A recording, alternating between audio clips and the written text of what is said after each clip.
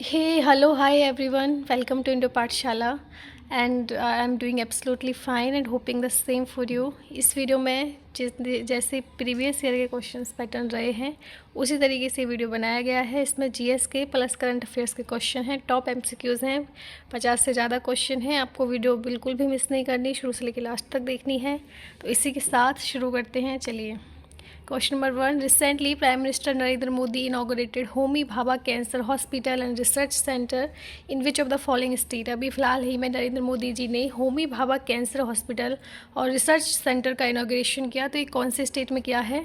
तो option A, option B Punjab, option C Maharashtra, option D Rajasthan. तो आपको सही उत्तर बताना है, तो इसका सही उत्तर है ऑप्शन बी पंजाब में इन्होंने Homi Bhabha cancer hospital and research centre का इनॉग्रेशन किया है। आपको याद रखना है, बेहद इंपॉर्टेंट है और ये मोहाली पंजाब में इन्होंने किया है। चलिए इसी के साथ बढ़ते हैं।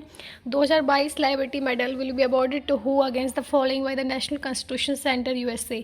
नेशनल कॉन्स्टिट्यूशन सेंटर जो कि यूएसए में है, उसने 2022 का लाइबर्टी मेडल किसको दिया है? तो ये दिया है option number C, Volodymyr Zelenskyy. तो इनकी फ़ोटो भी है और ये यूक्रेन के प्रेसिडेंट हैं और ये छठी बार लगातार यूक्रेन के प्रेसिडेंट बने हैं।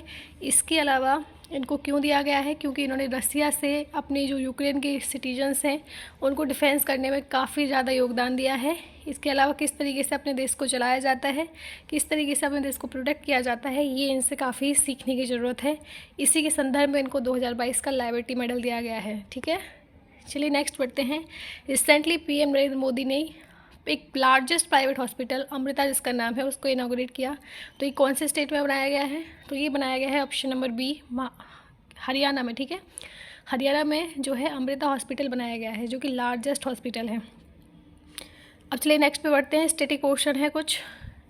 भगत सिंह जी के द्वारा कौन सी पुस्तक नहीं लिखी गई है? Option A, jail diary and other writings, option B, to young political workers, option C, prison diary, या फिर option D, why I am an atheist. तो देखिए ये सारी बुक इनके द्वारा लिखी गई हैं, लेकिन जो ऑप्शन सी है प्रिजन डायरी, ये इनके द्वारा नहीं लिखी गई है।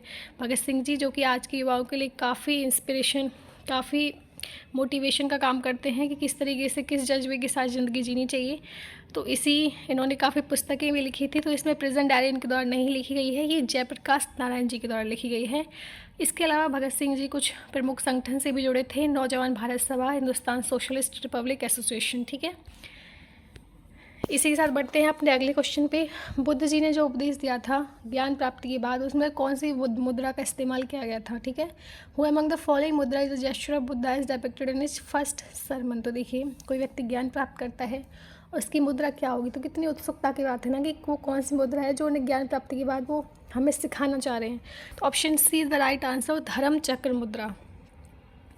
तो देखिए इन्होंने जो अपना पहला उपदेश दिया था वो दिया था सारनाथ में, जो कि डियर पार्क पे है, नियर वाराणसी इन उत्तर प्रदेश। तो देखिए ध्यान चक्र मुद्रा में क्या होता है, जो बुद्ध जी हैं वो बता रहे हैं किस तरीके से माइंड को काल्म रखना है, पॉजिटिव एटीट्यूड रखना है। तो जो इनकी मुद्रा है ना, ये positive flow, divine flow of energy को दर्शाता है कि कैसे हम अपने इनर वर्ल्ड प्लस में सराउंडिंग वर्ल्ड को कैसे कनेक्ट रख सकते हैं।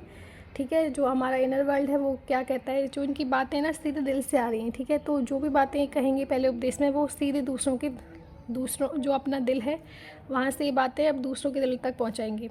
तो इनमें पहले उपदेश का जो मेन सिंबल है वो ये है कि कैसे अपने इनर वर्ल्ड को प्लस सराउंडिंग वर्ल्ड को कनेक्ट रखना है। ठीक है, बैलेंस रखना है। चलिए नेक्स्ट बढ़ते हैं। अशोका ने कलिंग पर आक्रमण कब किया था? तो ये किया था ऑप्शन नंबर सी, 261 BC में इन्होंने कलिंग पर आक्रमण किया था। इसके अलावा किंग बिंदुसार जो थे वो अशोका के फादर थे और 13 रॉक एडिक्ट जो है कलिंग बाद को दर्शाता है। ठीक है, इसके अलावा हम ये देख लेते हैं कि रॉक एडिक्ट जो थी उसमें कौन सी लैंग्वेज में लिखी गई थी। तो ये लिखी गई थी प्राकृतिक लैंग्वेज में, जो कि कॉमन लोगों को बहुत अच्छी समझ आती थी। तो देखो अशोक ने जब कलिंग पर आक्रमण किया था उसके बाद इन्होंने देखा कि कितने सारे लोग मर गए हैं। ठीक है, तो इतने सारे लोगों को पढ़ने के बाद जो इनकी हालत थी वो देखने के बाद वो इतनी बुरी हो गई थी, एकदम घबरा गई, डर गई कि युद्ध कैसा भी हो, कोई दुश्मन हो, कोई एनिमी हो आपका, लेकिन जब कोई मरता है इंसान तो उसका जो परिवार पीछे छूटता है उस पर कितना बुरा प्रभाव पड़ता है। चलो मान लिया वो तुम्हारा दुश्मन है, लेकिन जब वो इंसान मर रहा है तो उसका एक परिवार भी तो है, उस पर कितना दुष्प्रभाव पड़ रहा है। उसकी माता, उसकी पत्नी, उसके बच्चे किस हालात में रह रहे हैं, इन सब दुख दर्द को देखकर उन्हें बहुत दया आई और उन्होंने सोचा अपने जीवन में कि वो अब नॉन वायलेंस पे जाएंगे, कि वो अहिंसा का रास्ता चुनेंगे। इसके बाद ही इन्होंने बुद्ध जो धर्म था वो अपनाया था। जो कलिंगवार है उसके बाद अशोका जी ने जो क्या नाम है उसका, बुद्ध का धर्म अपनाया था, ठीक है, कि नॉन वायलेंस पे चलेंगे ये। Which institution top the Times Higher Education World University Ranking 2023 in India. तो जिन्होंने शीर्ष स्थान प्राप्त किया है इंडिया में वो है IISc Bengaluru, option B is the right answer. और अगर वर्ल्ड की बात करें तो यूनिवर्सिटी ऑफ ऑक्सफोर्ड है यूके में, जिन्होंने 7वीं लगातार बार टॉप रैंक हासिल करी है। चलिए इसी के साथ बढ़ते हैं। अर्थशास्त्र में वर्णित अधिकारियों के अनुसार जो ड्यूटी क्राउन लैंड से रिलेटेड होती थी वो किसको कौन परफॉर्म करता था उनको, ठीक है, तो उनको परफॉर्म किया जाता था सीता अध्यक्ष जी के द्वारा। तो जो भूमि से संबंधित कार्य करते थे उनको सीता अध्यक्ष कहा जाता था।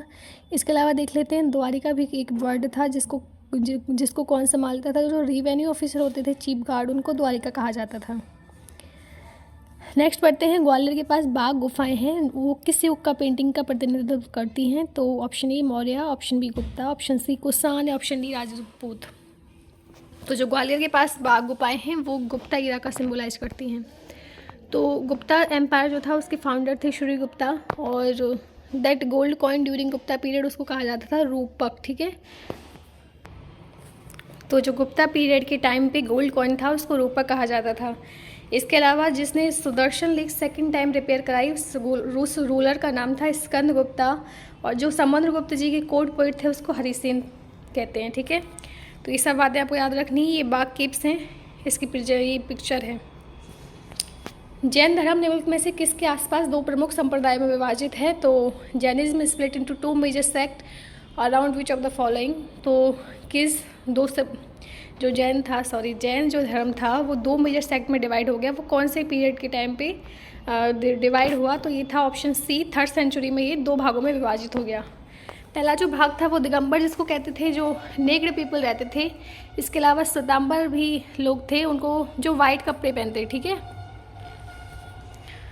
कौन सा देश कोयला और परमाणु ऊर्जा को बंद करने वाला पहला प्रमुख अर्थव्यवस्था बन गया है। तो ये बन गया है option B Germany is the right answer. Germany ऐसा पहला देश बन गया है जो कोयला और परमाणु ऊर्जा को बंद करने वाला पहला देश है, ठीक है। चलिए नेक्स्ट बढ़ते हैं। क्वेश्चन नंबर 9, निम्नलिखित में से किस में ध्वनि की गति अधिकतम होगी। In which among the following the speed of sound would be maximum. तो देखिए जो स्पीड ऑफ साउंड होती है वो सबसे ज़्यादा सॉलिड में होती है, फिर कम होती चली जाती है, फिर वो गैस में सबसे कम होती है। जहाँ पे टेम्परेचर ज़्यादा होता है वहाँ पे जो स्पीड ऑफ साउंड होती है वो सबसे ज़्यादा होती है, ठीक है। तो इसी की बेसिस पे हमारा option number D is the right answer. Humid air में क्या होता है, मॉइस्चर भी ज़्यादा होता है। इसके अलावा 30 डिग्री सेल्सियस टेम्परेचर भी अधिक है, तो इसके हिसाब से जो हमारी स्पीड ऑफ साउंड है वो ऑप्शन नंबर डी में सबसे ज़्यादा होगी, humid air at 30 degree Celsius. चलिए स्पीकर ऑफ लोकसभा किसके द्वारा इलेक्ट किया जाता है, तो ये आपको पता होना चाहिए। तो स्पीकर ऑफ लोकसभा है वो सभी मेंबर जो लोकसभा के होते हैं उनके द्वारा इलेक्ट किया जाता है। तो इसमें से ऑप्शन नंबर डी हमारा सही उत्तर हो जाएगा। तो जो स्पीकर ऑफ लोकसभा है उसका इनडायरेक्ट इलेक्शन होता है। डायरेक्ट इलेक्शन बाकी लोगों के जैसे नहीं होता है, इससे हमारा प्राइम मिनिस्टर को होता है। उसी हिसाब से जो टर्म है जो लोकसभा के स्पीकर की वो 5 साल के लिए होती है।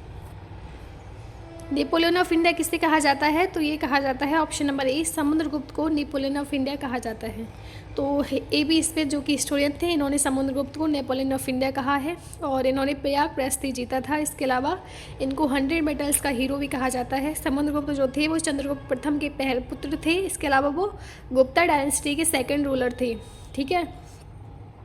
इन्होंने अश्वमेध सेक्रीफाइस करा था, जिसमें इन्होंने जो सिक्के हैं वो बताते हैं कि इन्होंने अश्वमेध सेक्रीफाइस किया था। ये अच्छे पोइट और म्यूजिशियन भी थे, ठीक है। भारतीय सांस्कृतिक संबंध परिषद ICAR ने संस्कृत को बढ़ावा देने के लिए किस प्रौद्योगिकी कंपनी के साथ भागीदारी की है। तो इन्होंने जो भागीदारी की है संस्कृत को बढ़ावा देने के लिए वो गूगल के साथ की है। ऑप्शन नंबर डी जो है हमारा सही उत्तर हो जाएगा। Which state is set to setup across world largest jungle safari park across 10,000 एकड़। कौन सा राज्य 10,000 एकड़ में दुनिया का सबसे बड़ा जंगल सफारी पार्क स्थापित करने के लिए तैयार है।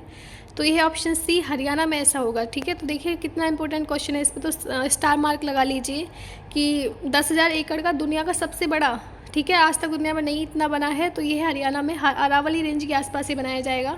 और वर्ल्ड में अभी कहाँ पे है, तो ये अफ्रीका में है, जो कि 2000 एकड़ में बना है। ठीक है, और लेकिन अब हमारे इंडिया में बनने जा रहा है, जो कि हरियाणा में है 10,000 एकड़ में। कितनी बड़ी बात है, हमारा इंडिया कितना प्रोग्रेस कर रहा है। तो क्वेश्चन नंबर 14 पे आते हैं। तीसरी वंदे भारत एक्सप्रेस ट्रेन जिसका हाल ही में उद्घाटन अक्टूबर में किया गया था, किन शहरों के बीच चलती है। तो देखो, इससे अभी क्वेश्चन भी बन रहे हैं एग्जाम में, और ये भी काफ़ी इंपॉर्टेंट क्वेश्चन है। तो third Vande Bharat express train है, इसका इनॉग्रेशन अक्टूबर में किया गया, तो ये चल रही है मुंबई और अहमदाबाद के बीच। Option B is the right answer. पहला indigenously developed light combat helicopter, हल्के लड़ाकू हेलीकॉप्टर जो कि स्वदेश यानी कि खुद से बनाए गए हैं, उनका क्या नाम है उसका, तो प्रचंड इसका नाम है। Option B is the right answer, याद रखना है आपको, बेहद जरूरी है। क्वेश्चन नंबर 16 पे आते हैं। अक्टूबर 2022 में अंतर्राष्ट्रीय सौर गठबंधन की 5वीं सभा का मेजबान कौन सा देश है, तो ये है हमारा ऑप्शन बी इंडिया। तो इंडिया जो है हमारा अक्टूबर 2022 में अंतर्राष्ट्रीय सौर गठबंधन की 5वीं सभा का मेजबान बना है। दुनिया भर में प्रतिवर्ष शून्य भेदभाव दिवस कब मनाया जाता है। When is the zero discrimination day observed annually across the world, तो ऑप्शन ए फरवरी 28, option B March 1, option C March 3 या फिर ऑप्शन डी मार्च 5। तो इसका सही उत्तर है ऑप्शन बी मार्च 1 मार्च को जीरो डिस्क्रिमिनेशन डे मनाया जाता है। तो इसकी जो फोकस था इस बार वो था zero discrimination against womens and girls. ठीक है, किसान क्रेडिट कार्ड स्कीम को कब लॉन्च किया गया था, आपको याद होना चाहिए, पता होना चाहिए। तो इसका सही उत्तर है, सॉरी पहले आप बताओ मुझे तब मैं आपको बताऊंगी। Option A 1998, option B 1995, option C 2000, option D 2015। तो इसका सही उत्तर है ऑप्शन ए 1998। तो किसान क्रेडिट कार्ड स्कीम 1998 में इशू की गई थी, जो फार्मर्स थे उनको क्रेडिट कार्ड देने के लिए, ताकि वो अपना एग्रीकल्चर इनपुट खरीद सकें, जैसे कि सीड, फर्टिलाइजर, पेस्टिसाइड etc। ठीक है, क्वेश्चन नंबर 19 पे आते हैं। पहली कृषि जनगणना कब हुई थी, तो ये हुई थी ऑप्शन नंबर ए 1970 में पहली एग्रीकल्चर सेंसस कंडक्ट की गई थी। तो ये department of agriculture and farmer welfare के द्वारा करी जाती है, जो कि ministry of agriculture and farmer welfare के अंतर्गत है। गवर्नमेंट ऑफ इंडिया इसको कंडक्ट कराती है, और बाकी सारे जो स्टेट यूटी हैं वो कुछ कॉन्सेप्ट को, स्टैंडर्ड कॉन्सेप्ट को फॉलो करते हैं, कुछ डेफिनेशन होती है जिसके आधार पर ये कराई जाती है। इसके अलावा जो फर्स्ट एग्रीकल्चर सेंसस था वो 1970-71 में हुआ था। इसके अलावा जो अभी प्रेजेंट हुआ 2020-21 में हुआ था, और 11th था सीरीज में। तो जो आगे आएगा वो होगा 12th में। ठीक है, शिरुई नेशनल पार्क कौन से राज्य में स्थित है, तो option A Himachal Pradesh, option B Jammu Kashmir, option C Kerala, option D Manipur. तो जो शिरुई नेशनल पार्क है वो मणिपुर में लोकेटेड है। Option D is the right answer. निम्नलिखित में से किस लेख ने भारत में मदरसों की शिक्षा के अधिकार अधिनियम के दायरे से बाहर रहने में मदद की, तो ये है ऑप्शन नंबर डी 30। तो 30 जो आर्टिकल है वो राइट टू एजुकेशन से रिलेटेड है, जो कि माइनॉरिटीज़ के राइट टू एजुकेशन से रिलेटेड है। तो आर्टिकल 30 कहता है कि आप अगर जो भी माइनॉरिटी है, उसका कोई भी रिलीजन हो, कोई भी लैंग्वेज हो, आपको पूरा अधिकार बनता है कि आप किसी भी तरीके की किसी भी लैंग्वेज में शिक्षा इंस्टीट्यूशन खोल सकते हैं। ऐसा नहीं कि सरकार उस पर रोक लगा देगी, नहीं, क्योंकि शिक्षा का अधिकार तो सबका है। तो ज़रूरी नहीं कि हिंदी और इंग्लिश में ही जो कॉलेज हैं, जो स्कूल हैं वो खोले जाएँ। आपकी लैंग्वेज कोई भी हो, आपकी पर्सनैलिटी विकसित होनी चाहिए। शिक्षा का मतलब लैंग्वेज सीखना नहीं, शिक्षा का मतलब तो ये है कि पूरे ज्ञान की बातें सीखना। ठीक है, तो माइनॉरिटी को थोड़ी इंग्लिश हिंदी आती है, उनकी तो अपनी लैंग्वेज होती है, तो वो अपने तरीके से एजुकेशनल इंस्टीट्यूशन बनाएंगे और उनको पूरी छूट है आर्टिकल 30 के तहत। ठीक है, तो इसके अलावा सरकार उनको ग्रांट इन एड भी दे सकती है विदाउट एनी डिस्क्रिमिनेशन। तो ये सारे जो आर्टिकल हैं 26, ये भी रिलीजन से रिलेटेड है कि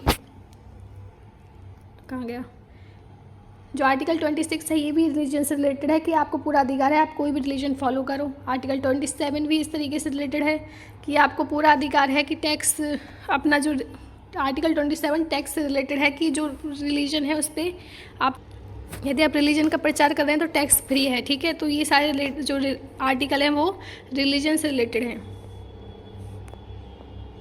निम्नलिखित में से किस राज्य या केंद्र शासित प्रदेश का जन्म 1966 की पंजाब पुनर्गठन अधिनियम के साथ हुआ था। Which among the following state और union territory got birth with the Punjab reorganization act of 1966। तो इसका आंसर है ऑप्शन नंबर ए, हरियाणा का जो गठन था वो पंजाब के बाद हुआ था। पंजाब से वाइफरकेट हुआ था हरियाणा 1966 में।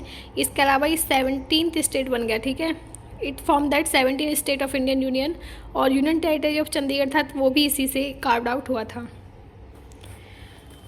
विच of the following is the ultimate defender of the fundamental right in India, निम्नलिखित में से कौन भारत में मौलिक अधिकारों का अंतिम रक्षक है? तो ये है option number A, supreme court. यदि किसी का भी फंडामेंटल राइट वियोलेट होता है तो आप सुप्रीम कोर्ट के पास जा सकते हैं, 5 रेट आपको मिलती हैं और काफ़ी अच्छी बात है ये। आर्टिकल 32 ऐसा बनाता है कि सुप्रीम कोर्ट जो है वो अल्टीमेट डिफेंडर है फंडामेंटल राइट का। ठीक है। भारतीय संविधान के तहत कौन सा अनुच्छेद किसी व्यक्ति के विदेश यात्रा के अधिकार की रक्षा करता है? तो इसका आंसर है वो है आर्टिकल 21। 21 ऐसा आर्टिकल है जो कि आपकी पर्सनल लाइबिलिटी और लाइफ को प्रोटेक्ट करता है और इसका मोटो है वो है no person shall be deprived of his life और personal liability except according to procedure established by law. Article 19 ये भी बहुत ज़रूरी है, स्पीच और एक्सप्रेशन से रिलेटेड है कि आपको पूरा अधिकार है आप किस तरीके से अपने विचारों को अभिव्यक्त करते हैं। ठीक है।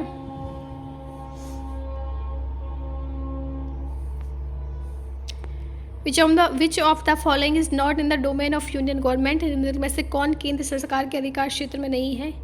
तो ये ऑप्शन डी, हेल्थ। हेल्थ जो है वो सरकार के केंद्र सरकार के डोमेन में नहीं आता। तो देखिए 3 लिस्ट हैं, एक तो यूनियन लिस्ट है, एक स्टेट लिस्ट है, एक कॉन्करेंट लिस्ट है। तो कुछ सब्जेक्ट ऐसे हैं जो यूनियन लिस्ट में आते हैं, कुछ सब्जेक्ट ऐसे हैं जो कि स्टेट लिस्ट में आते हैं और कुछ सब्जेक्ट ऐसे हैं जो कि दोनों यूनियन और स्टेट तो इन दोनों में आते हैं, उनको कॉन्करेंट लिस्ट कहा जाता है। तो कुछ ऐसे सब्जेक्ट जैसे कि हेल्थ यूनियन में नहीं आता, ये हेल्थ का जो मैटर है वो सब्जेक्ट वो स्टेट का है।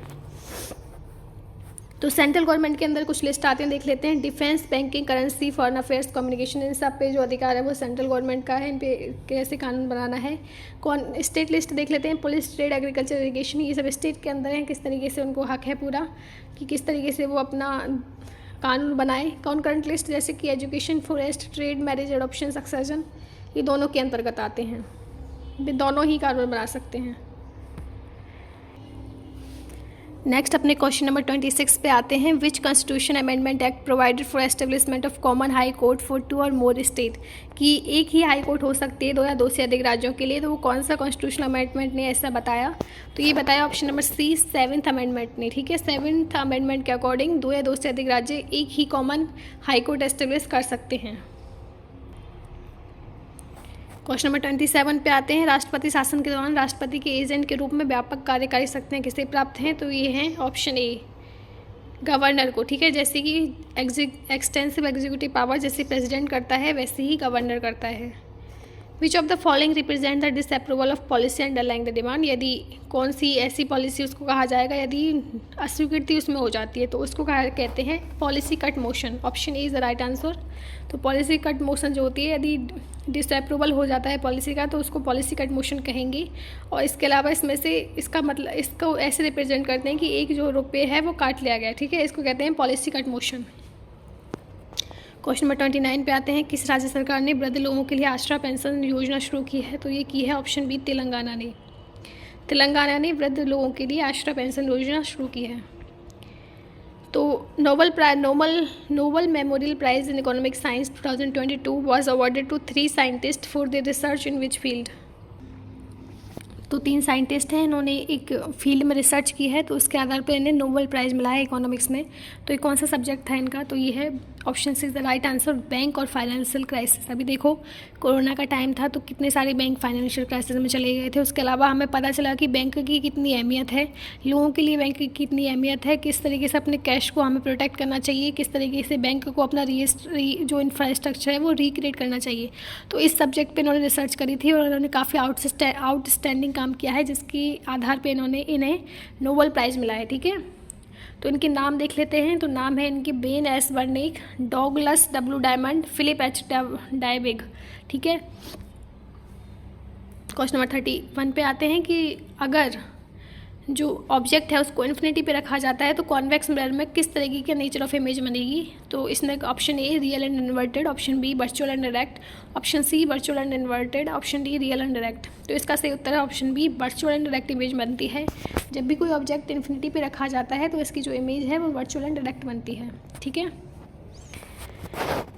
विच among the following make the people tree release oxygen all the time, ऐसा कौन सा चीज़ है जो पीपल के पेड़ को हर समय ऑक्सीजन छोड़ने पे मजबूर करता है? तो ये है ऑप्शन सी, इसको आपको याद रखना है, बहुत ज़रूरी है। क्रॉसोलेशन एसिड मेटाबॉलिज्म, ये है जो इसकी वजह से ऑक्सीजन छोड़ता रहता है हमारा पीपल का पेड़। A plant that grow in the water of high salinity is called, जो ज़्यादा नमक के पानी में प्लांट ग्रो कर सकता है, उच्च लवणता वाले जल में उगने वाले पौधे को क्या कहते हैं, तो इसको कहते हैं ऑप्शन ए हेलोफाइट। अक्टूबर 2022 में लक्षद्वीप जो बीच है उसको ब्लू फ्लैग टैग मिला, ठीक है। तो कौन कौन से बीच हैं, तो इसका जो उत्तर है वो है कदमात बीच और मिनीकोयथुंडी बीच। Option A and B is the right answer, और उसका सही उत्तर हो जाएगा ऑप्शन डी, वॉथ 1 और 2 दोनों को मिला। तो इसके साथ ही इंडिया का जो टोटल नंबर ऑफ बीचेस हैं वो आ गए 12 under the blue flag under the blue flag certification, ठीक है। अब बताना है कि अक्टूबर 2022 में इंडिया का सोलर पावर्ड विलेज मोधेरा, जो कि फर्स्ट सोलर पावर्ड विलेज है, वो इंडिया का first net zero energy community बन गया है। तो ये कौन से राज्य में स्थित है, तो मोधेरा जो विलेज है वो गुजरात में स्थित है। Option B is the right answer. तो देखिए मोधेरा विलेज में सन टेम्पल भी है, कितना सुंदर है। कुशियारा रिवर जो कि अभी न्यूज़ में थी, वो कौन कौन से देशों के बीच बहती है, कौन कौन से देशों के बॉर्डर के बीच बहती है, तो एक तो इंडिया है और दूसरा कौन सा है, दूसरा है Bangladesh, option A. According to the recently released Indian Tourism Statistic 2022 report, which of the following state had the highest number of foreign tourist visit in 2020-21? देखिए टूरिज्म रिपोर्ट के अनुसार भारत में जो विदेशी लोग आए हैं वो कौन से स्टेट में ज़्यादा आए हैं, ठीक है। तो ये है ऑप्शन ए, महाराष्ट्र में ज़्यादा आए हैं विदेशी लोग। लेकिन यदि डोमेस्टिक की बात करें, जो कि हमारे देश में से किसी दूसरे देश में जा रहे हैं, हमारे देश में किसी एक राज्य से दूसरे राज्य में जा रहे हैं, यानी कि उनको कहेंगे डोमेस्टिक टूरिस्ट, तो ये किस में आए थे, तो ये आए थे तमिलनाडु और उत्तर प्रदेश में। लेकिन यदि फॉरेन टूरिस्ट की बात करें तो ये महाराष्ट्र में सबसे अधिक हैं। प्रधानमंत्री नरेंद्र मोदी ने भारत का नया उन्नत संस्करण लॉन्च किया गांधीनगर और मुंबई के बीच। अभी मैंने आपको बताया था ना पिछले क्वेश्चन में कि इन्होंने लॉन्च की है एक वंदे भारत एक्सप्रेस गांधीनगर और मुंबई के बीच। तो इसकी अधिकतम गति कितनी है, तो इसकी गति है ऑप्शन सी 180 किलोमीटर। हाल ही में गृह मंत्रालय ने सशस्त्र बल को आर्म फोर्स को एक्सटेंड कर दिया गया है, ठीक है। अरुणाचल प्रदेश और कौन से स्टेट के पार्ट में, जो कि 6 महीने के लिए फिर से एक्सटेंड किया है, तो ये किया है नागालैंड के पार्ट में, ठीक है। Recently which of the following state awarded best performing state in प्रधानमंत्री आवास योजना अर्बन अवार्ड 2021? देखो एक तो होता है प्रधानमंत्री आवास योजना रूरल, ठीक है, रूरल के लिए अलग है, तो एक है अर्बन। तो अर्बन में कौन सा स्टेट है जो कि बेस्ट परफॉर्मिंग स्टेट बना है, ठीक है, तो ये है ऑप्शन ए, उत्तर प्रदेश ऐसा बना है। तो उत्तर प्रदेश ने फर्स्ट पोजीशन हासिल की है, मध्य प्रदेश ने सेकंड हासिल की है, तमिलनाडु ने थर्ड की है, ठीक है। इसके अलावा जम्मू कश्मीर जो है यूनियन टेरिटरी में सबसे अधिक पहला स्थान हासिल करने वाला यूनियन टेरिटरी बन गया है। डोमचक एक फोल्क डांस है, किस राज्य का है, तो ये है ऑप्शन नंबर डी, झारखंड का। तो झारखंड में या फिर बिहार में डोमचक डांस बहुत होता है। तो देखिए ऐसे जो ये महिलाएं हैं ये गोला गोला बना के घूमती हैं और ऐसे डांस करती हैं कि कोई भी फंक्शन हो छोटा मोटा तो उसमें डांस कर सकते हैं, शादियों में भी डांस का होता है। तो इसी के साथ कुछ फोल्क डांस देख लेते हैं, जैसे कि अरुणाचल प्रदेश का है बुलिया, असम का है बिहू, मेघालय का है नोगक्रेम डांस, नागालैंड का है रंगमा, मणिपुर का है मणिपुरी, मिजोरम का है चेराऊ डांस, त्रिपुरा का है होजागिरी, वेस्ट बंगाल का है काठी, सिक्किम का है सिकमरी, झारखंड का है कर्मा मुंडा, ठीक है। तो ये कुछ फोल्क डांस हैं। तो चलिए ओजोन लेयर जो है विच ऑफ द फॉलोइंग वेव को ऑब्जॉर्व करती है, ठीक है, कौन सी तरंग वायुमंडल में मौजूद ओजोन परत द्वारा अवशोषित होती है, तो ये है ऑप्शन डी, अल्ट्रावायलेट। तो आपको पता है ज़्यादा क्वांटिटी में अल्ट्रावायलेट हमारे जो ह्यूमन है उनको कितना नुकसान पहुंचा सकती है, लोगों को आँखों को ख़राब कर सकती है, पूरे शरीर को ख़राब कर सकती है। तो जो इसकी रेंज होती है वो 40 से 50 किलोमीटर एल्टीट्यूड में होती है, लेकिन हमारे लिए अच्छी मानी जाती है, लेकिन ज़्यादा मात्रा में हो गई ना तो बहुत नुकसान हो जाएगा। किस बंदरगाह को भारत के पहले हरित बंदरगाह के रूप में विकसित किया गया है, तो which port is set to be developed as the first green port of India, तो ये ऑप्शन डी, हल्दिया पोर्ट पहला ग्रीन पोर्ट बन गया है ये। कौन सा विटामिन है जो न्यूक्लिक एसिड को हेल्प करता है फॉर्मेशन में एंड रेड ब्लड सेल, तो ये है option number C, B10, vitamin B10। Gulf of Mexico and Atlantic Ocean are joint by which state, तो ये है ऑप्शन नंबर सी, फ्लोरिडा। कौन सा डिकेड है जो जनरल असेंबली के द्वारा डिकेड घोषित किया गया है कि international decade for action on water for life है, जीवन के लिए जल कि कौन से दशक को संबोधित किया गया है, तो ये किया गया है ऑप्शन डी, 2005 से 15 का जो टाइम है जो निकल गया है अब उसको जल जीवन के लिए जल, ठीक है, वाटर फॉर लाइफ ये डिकेड घोषित किया गया था कि हमें अभी जल के बारे में देखना है कि जल की पूर्ति किस तरीके से करनी है। बंकिम चंद्र चटर्जी का जो फेमस नोवेल था आनंद मठ, उसको किसके आधार पर वो बनाया गया था? तो वो था सन्यासी रिवॉल्ट। इन्होंने सन्यासी रिवॉल्ट के आधार पर आनंद मठ बनाया था। Option A is the right answer. तो देखिए आनंद मठ में क्या है, अंग्रेज कितनी क्रूरता से कह रहे हैं कि पे टैक्स भरो। लोग कह रहे हैं कि हम भूख से मर रहे हैं, प्लीज़ हमें जाने दो, हम मर जाएंगे, ठीक है। तो दूसरा कह रहा है अंग्रेज के जो ये हैं कि जाओ मर जाओ फिर देन डाई। तो ये कह रहे हैं प्लीज़ आपने हमसे सब ले लिया है, प्लीज़ मत करो ऐसा, लेकिन ये मान नहीं रहे हैं। इस तरीके के चित्र जो हैं आनंद मठ में दर्शाए गए हैं ताकि आम लोगों को पता चले, बाकी लोगों को पता चले कितनी क्रूरता हमारे लोगों के साथ हो रही है। इस जगह को तो ये एक ऐसी जगह है जिसको दक्षिण भारत का मैनचेस्टर कहा जाता है। तो कौन सी जगह है? तो ये ऑप्शन बी, कोयम्बटूर को दक्षिण भारत का मैनचेस्टर कहा जाता है। The algebra of infinite justice नामक पुस्तक किसने लिखी है? तो ये लिखी है Arundhati Roy. Option D is the right answer. SAARC का गठन कब किया गया था? सार्क का गठन हुई थी 1985 में, ठीक है। तो सार्क की फुल फॉर्म है south Asian association for regional cooperation. इसके मेंबर्स आप देख सकते हैं अफगानिस्तान, बांग्लादेश, भूटान, इंडिया, मालदीव, नेपाल, पाकिस्तान, श्रीलंका। तो इसके साथ जैंतिया ट्राइब्स कौन से राज्य में रहती हैं? तो ये रहती हैं ऑप्शन डी मेघालय में। मेघालय में जैंतिया ट्राइब्स पाई जाती हैं।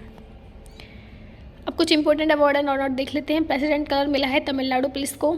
First women to feature on IMF wall of former chief economist, ये हैं गीता गोपीनाथ, जिनको पहली वुमेन ऐसी बन गई हैं जो IMF की बॉल पे फीचर हुई हैं, ठीक है। Sardar Patel outstanding institution award 2021 का मिला है national academy of agriculture research management को। वर्ल्ड नो तम्बाकू डे अवार्ड 2022 दिया है झारखंड को, क्योंकि इन्होंने तम्बाकू के क्षेत्र में काफ़ी अच्छा काम किया है तम्बाकू को रोकने के लिए। ये जो है ये चीज़ गलत है, इसको दोबारा आप देख लेना। 3 अवार्ड मिले हैं 17th annual banking technology conference पे 2021-20 की नेक्स्ट जनरेशन के लिए बैंक को। तो ये मिला है कर्नाटका बैंक को। बहुत अच्छा इन्होंने टेक्नोलॉजी में अपने आप को उभारा है, तो इसके आधार पे इन्हें कर्नाटका बैंक का अवार्ड मिला है। कर्नाटका बैंक को ये अवार्ड मिला है। सत्यमंगलम टाइगर रिजर्व, तो देखिए कभी कभी मैं बहुत कुछ अलग अलग सा बोल जाती हूँ, लेकिन इसके बाद आपको थोड़ा ध्यान से सुनना है, ठीक है। सत्यमंगलम टाइगर रिजर्व जो है वो तमिलनाडु में जो है, इसको अवार्ड मिला है T2 award for doubling the population of wild tiger, ठीक है। जो टाइगर्स हैं उनकी जनसंख्या को बढ़ाने के लिए जो अवार्ड है ये सत्यमंगलम टाइगर रिजर्व को मिला है। असम गवर्नमेंट का हाईएस्ट सिविलियन अवार्ड जो कि असम वैभव है, ये रतन टाटा को मिला है। टॉप मैथमेटिक्स प्राइज जो कि फील्ड मेडल 2022 है, ये मादेना व्याजोब्स को मिला है। अब कुछ बुक्स एंड ऑथर देख लेते हैं, जैसे कि बुक है divorce and democracy, history of personal law and post independence India, इसको लिखा है सौम्या सक्सेना ने। पंडित दीनदयाल उपाध्याय जीवन दर्शन और साम्य साहित्यता, ये लिखी है जगदीप धनखड़ ने। Ambedkar and Modi reformers ideas performer implementation, ये लिखी है फॉर्मर प्रेसिडेंट रामनाथ कोविंद ने। The millennium yogi a modern day parable about reclaiming one's life, ये लिखी है दीपम चटर्जी ने। उड़ान एक मजदूर बच्चे की, ये लिखी है मिथिलेश तिवारी ने। इसी के साथ हम आ गए अपने लास्ट क्वेश्चन पे, और आपको बताना है इसका आंसर कमेंट सेक्शन में, ठीक है। In which of the following year did united nation came into existent? Option A, option B, option C, option D. तो यदि आपने ये बताया तो मुझे लगेगा कि आपने वीडियो पूरा देखा है। तो इसी के साथ हम अपना लेक्चर समाप्त करते हैं। आई होप आपको समझ आया हो अच्छे से। मिलते हैं नेक्स्ट वीडियो में, तब तक के लिए take care, bye, thank you for watching.